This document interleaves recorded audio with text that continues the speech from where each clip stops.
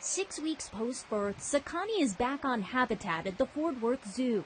Just so perfect. Nearby, zookeepers are caring for baby Jameela, who's thriving after being born nearly a month early in historic fashion. Sakani is a 33-year-old gorilla in our troop, and she was pregnant for the 4th time, and she's been an excellent mom before. She's never had any complications, but in early January, the keepers noted she started holding her head, and that can be a sign of a headache in a gorilla. Associate veterinarian Dr. Sarah Canizo says Sakani was suffering from preeclampsia, a condition that's life-threatening without an emergency C-section.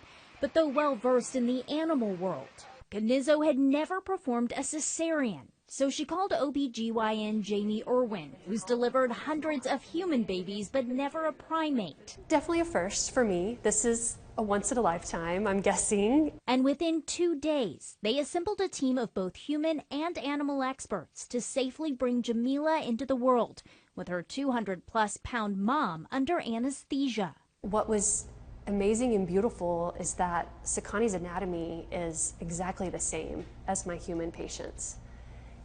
Very few differences. Her pelvis is slightly more narrow than a human pelvis, but the steps of the cesarean were exact. A neonatologist was on site to help zoo staff stabilize the baby and ensure her lungs were strong enough to survive. Oh, such a relief. It was a pins and needles until we knew that she was doing better, and it looked like, she was going to make it. For the first time in the zoo's 115-year history, a C-section was to thank for boosting the gorilla population. It's a huge responsibility. I love it, but it's a huge responsibility. They are critically endangered in the wild, so every birth matters, every birth counts. Without a traditional birth, Canizo says they fear Sakani didn't develop the right hormones to bond with her baby.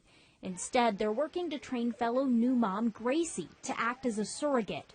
Until then, zookeepers will continue to care for Jameela, whose name in Swahili means beautiful, and is also a nod to Dr. Jamie, who never imagined she'd bring a primate into the world. I think one thing I've learned from this is do what God has gifted you to do, use your skill set, and doors will open where you get to be a part of something miraculous and beautiful and historic.